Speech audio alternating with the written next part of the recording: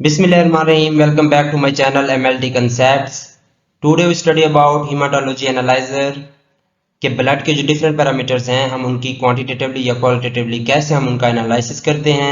हम इस मशीन का वर्किंग प्रिंसिपल भी देखेंगे, कौन कौन से टेस्ट परफॉर्म कर सकते हैं वो भी देखेंगे, टाइप्स कौन सी हैं इस मशीन की और इसके डिफरेंट पार्ट्स के बारे में हम आज स्टडी करेंगे। लेक्चर अच्छा लगे तो चैनल को सब्सक्राइब भी कर दीजिएगा और वीडियो एंड तक देखिएगा।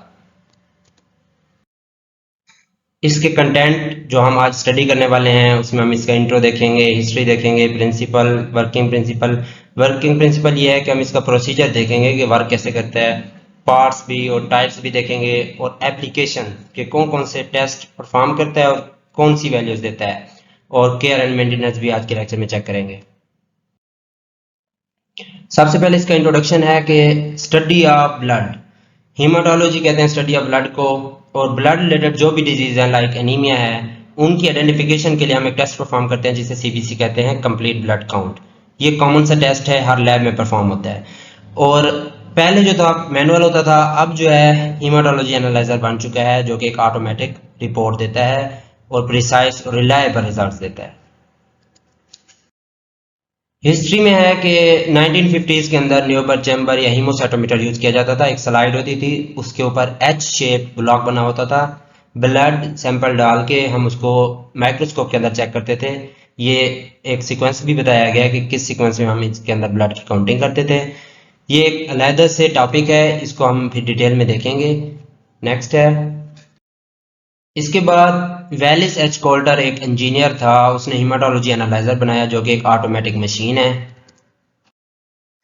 प्रिंसिपल ये है कि computerized highly specialized and automatic machine that count the number of different kinds of blood cells, RBCs, डब्ल्यूबीसीज and platelets. Different kind of blood cells को काउंट करने वाली एक ऑटोमेटिक मशीन है ये इसकी डेफिनेशन हो गई। सबसे इंपॉर्टेंट इसका वर्किंग प्रिंसिपल है जिसके अंदर दो टेक्नोलॉजीज यूज होती हैं, इलेक्ट्रिकल इम्पीडेंस की और फ्लो साइटोमेट्री। इनको हम डिटेल से देखते हैं। इलेक्ट्रिकल इम्पीडेंस क्या है? बेसिकली करंट में चेंज है। हम डिफरेंट केमिकल रिएजेंट्स यूज करते हैं, लाइट सोल्यूशन हो गया या डाइल्यूएंट हो गया, वो ब्लड सेल्स को सेपरेट करते हैं, ठीक है।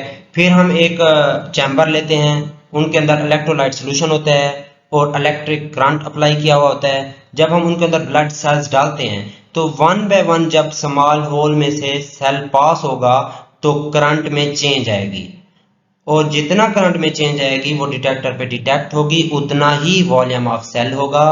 ये जो टेक्नोलॉजी है ये सेल के साइज के बारे में बताती है और नंबर्स के बारे में बताती है। ये हम आगे आपको बताते हैं। ये देखें, ये एक चैम्बर है, इसके अंदर इलेक्ट्रोलाइट सॉल्यूशन भी है, करंट भी अप्लाई किया हुआ है। फिर एक होल में से जब सेल पास होगा तो डिटेक्टर पे डिटेक्ट होता है। वो कैसे होता है ये देखें,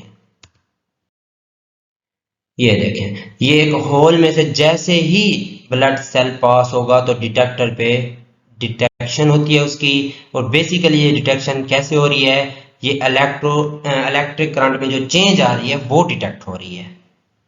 नेक्स्ट नंबर पे जो आता है वो है फ्लो साइटोमेट्री।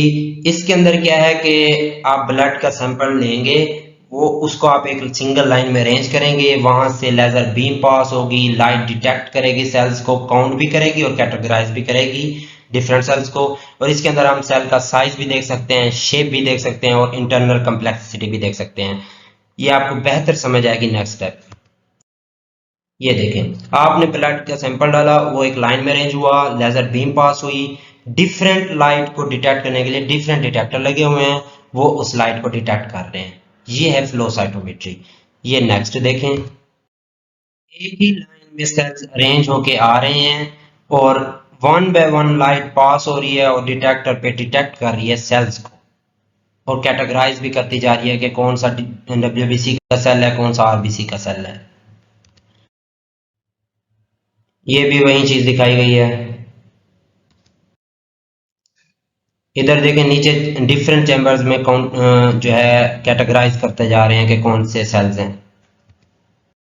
इसके वर्किंग प्रोसीजर में ये है कि आपने ब्लड का सैंपल लिया, फिर प्रोब के जरिए, जिसे हम एस्पिरेशन नीडल भी कहते हैं, आपने सैंपल को एस्पिरेट कराया, उसने क्या किया, सैंपल को चैम्बर में डाल दिया, वहीं पर ही रिएजेंट, डाइलेंट और लाइट सोल्यूशन वगैरह ले गई और वहाँ मिक्स किए। डाइलेंट बेसिकली डाइल्यूट करता है सैंपल को और लाइट सोल्यूशन जो होता है वो सेपरेट करता है ईच एंड एवरी सेल्स को। और फिर जो है इनकी डिवीजन स्टार्ट होगी, वो मैंने आपको बताई। दो टेक्नोलॉजीज यूज होती हैं जो कि फ्लो साइटोमेट्री और इलेक्ट्रिकल इम्पीडेंस है, उनके जरिए इनकी काउंटिंग हुई और लास्ट में जो है मशीन खुद ही अपने प्रोब की क्लीनिंग करती है और चैम्बर की वॉशिंग भी करती है और वेस्ट को बाहर निकाल देती है।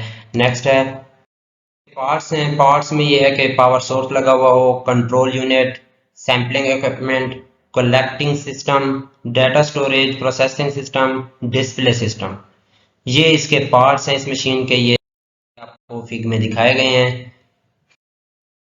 और टाइप्स ये हैं कि 3 पार्ट और 5 पार्ट हेमाटोलॉजी एनालाइजर यूज होता है। 3 पार्ट में ये है कि न्यूट्रोफिल्स, लिम्फोसाइट्स और मोनोसाइट्स की स्टडी करते हैं और 5 पार्ट्स में इनके अंदर एडिशन हो जाता है इओसिनोफिल्स और बेसोफिल्स का, ताकि हम मुख्तलिफ इन्फेक्शंस और एनीमिया वगैरह और ब्लीडिंग डिसऑर्डर की स्टडी कर सकें। ये एडवांस टेक्नोलॉजीज यूज की जा रही हैं हेमाटोलॉजी एनालाइजर के अंदर। ये एक सीबीसी की रिपोर्ट मैंने ऐड की है, ये आप देख सकते हैं, इनकी नॉर्मल रेंजेस भी दिखाई गई हैं। ये ऑटोमेटिक रिपोर्ट जनरेट होती है इस मशीन से। इसकी केयर एंड मेंटेनेंस में ये है कि वैसे तो अपनी क्लीनिंग वगैरह ये खुद ही कर लेती है, लेकिन आपने ऐसा करना है कि जो वेस्ट बॉक्स भर जाए तो आपने न्यू कंटेनर ऐड कर देना है। और दूसरा ये कि क्वालिटी कंट्रोल इंपॉर्टेंट स्टेप है, इसकी कैलिब्रेशन चेक करनी है रूटीन वाइज, ताकि ये एक्यूरेट रिजल्ट दे और रेंजेस के अंदर ही दे। एक अपर वैल्यू होती है, एक लोअर होती है, एक नॉर्मल होती है, इन्हीं के अंदर ही ब्लड के जो पैरामीटर्स हैं वो आने चाहिए, क्रॉस नहीं करने चाहिए। Thank you so much. Lecture अच्छा लगा हो तो चैनल को सब्सक्राइब भी कर दीजिएगा। अल्लाह हाफिज़।